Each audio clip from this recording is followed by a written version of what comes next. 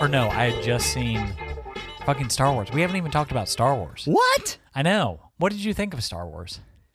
I think I told you in Gray. Like, I liked it. If I didn't think too much about it, I liked it. Gotcha. It was an entertaining movie. Uh-huh. The first 45 minutes, the pacing was way off. Yes. Like, way off. But it's just JJ. My thesis statement is it showed me the importance of having the same director for all three movies. I remember you saying that. And I totally fucking agree. Yeah, JJ just retconned for the first 30 minutes. It was like, nah, actually this happened, and we said this happened, that not so really. dumb. See, I've thought too much about it, and it's kind of pissed me off. Yeah, it pisses me off too. Like, why does it always have to be tied through these families, the Sidiouses and the Skywalkers? And that makes sense to me only because the original trilogy was all about family. No, I know, but so what? So counterpoint, lawyer. No, I don't like these. I win. I don't like these point counterpoints, you little asshole. I mean, I was honestly very disappointed. Okay, were you disappointed walking out of the theater, or were you disappointed after you've had like 4 weeks to think about it? Disappointed after I walked out the theater. Really? Yeah, it was just like it just ended. Like they have a knife where they hold it up to the horizon and it matches the horizon and it's like, oh, huzzah. Go ahead. So that's the Flophouse podcast that I listened to it. Yeah, nice. And they were like, the movie was just full of MacGuffins. Totally. And you can't stop thinking about it. It's like, oh, we have a chance, land on this world. And whoa, the friendly bounty hunter is there. And whoa, they happen to have a magical weird little mechanic dude in the back that can do it. And whoa, they landed at the exact right place in Endor to have the Death Star silhouette be perfect. It's like, all right, there's a lot of clinky dink going on here. Yeah. I think Carrie Russell was underutilized because she's hot as hell babe and she should be utilized more. Yeah. And she's an amazing actress. Yeah. And now on counterpoint, I thought that Adam Driver's he was amazing. So the performances, like Adam Driver, Carrie Russell, Daisy Ridley, the performances were amazing. I thought this was Daisy Ridley's best movie. They did the best they could with what they had, but what they had was shit. Yeah. And it just like made me sad that it was all leading up to Rey building her fucking lightsaber, which looked like a badass fucking lightsaber. Yeah. And like that's the very end of the movie. Yeah. It's like, well, like that should have happened in the second movie. Like she becomes like a Jedi, a powerful enough Jedi that she makes her lightsaber. Yeah. And then like you continue the Rian Johnson story of like have Ben Solo, Kylo Ren be the bad guy. Just don't let him have a redemption arc. He could be the bad guy. Or he could be redeemed at the very end like Darth Vader, because that's all we do is we just recycle it. Yeah. But we could do it better than how they redeemed him in this. I understand and appreciate the redemption arc because ultimately Star Wars is a space saga. That's space opera, if you will. Opera, sorry. I left after the fat lady sang, but I don't know if there was a fat lady singing in this one. Hey, usually Carrie Fisher is a beautiful woman, okay? Usually, R.I.P., Daniel. R.I.p.? Rest in peace. Carrie Fisher, not Carrie Russell. Oh, fuck. Sorry, I'm still on Carrie Russell, man. No, because the like Star Wars as a space opera, it's about family and redemption.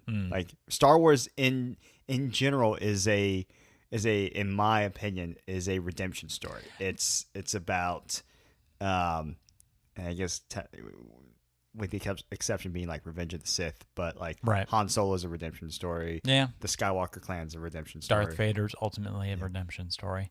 Yeah, I don't know.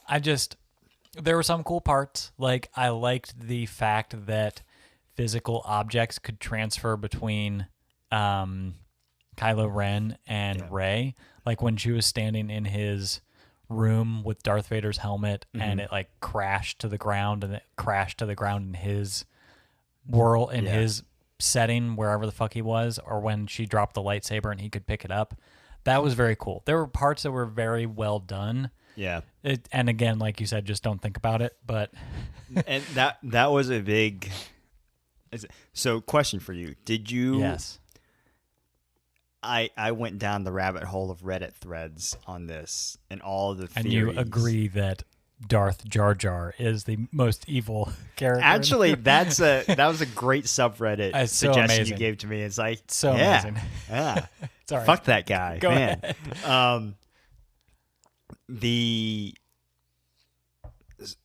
There are just all these like rumors and reports that basically J.J. Abrams was not given the creative control over the entire series that he wanted. Interesting. And that's part of why Rian Johnson replaced him for the second movie. Yeah. Because J.J. Abrams was more or less having it out with like Kathleen Kennedy and the Disney execs. And they said even for The Last Jedi that J.J. Abrams was not given final cut approval. Which is so dumb. Yeah. I honestly thought he had more approval power with that. I was like, okay, well, J.J. Abrams like knew what was going to happen and like had some power in this dynamic relationship, but yeah. So given that, would you have preferred an all J.J. arc? Or would you have preferred an all Rian Johnson arc? All Rian Johnson arc, because I much prefer Rian Johnson's filmmaking. Gotcha. Because J.J. Abrams, apparently his filmmaking is there's some mystery in a box, and you have to unwrap the layers in the box, and then you figure out what the mystery is. Okay. That's how he creates and crafts stories, which sounds fucking maddening and makes a fucking lot of sense as to why this trilogy didn't make any sense. Yeah, that's true. Because they started unwrapping one layer and one or two layers in the first movie. Right. The middle one, they opened the box, it's tore it open, and then JJ Rian Johnson was like, "This is fucking stupid to film like this." And then JJ rewraps it. Right. He was like, no, wait, he rewraps it in Emperor Palpatine's old corpse. So, or you've got what? Yes. What other options for directors would you have liked to see for the movie? George Lucas. I hate you. No, honestly, yeah, because he did a great job with the prequel trilogy. All right, I'm going to defend the prequel trilogy. I think they're great. I don't know, man. If George Lucas had a good writer and a good director and a good editor, the prequel trilogy would have been fine. No. If he would have been able to bounce ideas off a good writing team, and honestly, if he would have had better actors throughout because Liam Neeson was good, and then they killed him. Right. That was the issue with the prequels, was there were these great characters that were set up, like Qui-Gon Jinn, Darth Maul, Emperor Palpatine, Anakin Skywalker, and they all die in the first movie. Yeah. All of them. Every single one. They're all resurrected. No, honestly, it's just a bunch of Force ghosts roaming around. It's just a bunch of Ewoks. Honestly, I think they should have gotten, because now, Star Wars and Marvel can share all of the stuff. Yeah. They should have gotten somebody who's been writing Marvel movies and followed and written a Star Wars movie, specifically the guys who did Captain America, Civil War, Winter Soldier, and then went on to do the last half of all the Avengers movies. Like, imagine if Jon Favreau was just produced all the Star Wars movies. I still need to watch The Mandalorian. I know. I'm so sorry. What else? I think it would be funny if Quentin Tarantino did a Star Wars spinoff. Apparently, he wants to do a space kind of movie, like a Star Trek kind of movie. Oh, yeah? So, anyway, let's reset.